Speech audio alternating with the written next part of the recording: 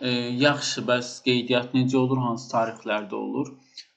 Mən sizə bunu deyim ki, mən dünəndən araşdırıram, ancaq, rəsmi mənbələrə də baxsam, sırf yabancı uyruklular üçün KYK başvuruları hansı tarixdə, nə qədər kontingent açılır, bununla bağlı heç bir məlumat tapa bilmədim, yəni yoxdur.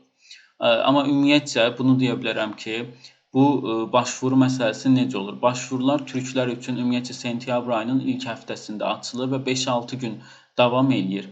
Türklərin bu başvuru müddəti bitəndən sonra qalan yerlərə, buna sərbəst kontenjan deyirlər. Bu sərbəst kontenjanlara artıq yabancı uyruqlu tələbələri, yəni bir sözlə boş qalan yerlərə yabancı uyruqlu tələbələr üçün başvuru elan edirlər. Yaxşı, necə başvurmaq olur? Bunu da e-Dövlətdən eləmək olur. E-Dövlət dediyiniz şey də Azərbaycandakı MyGov kimi bir şeydir. Ancaq bunun da olmağı üçün, e-Dövlətin olmağı üçün sizin artıq TC kimlik bəlgəniz, yəni oturum izni bəlgənizin olmağı lazımdır. Yoxsa e-Dövlətiniz olmur.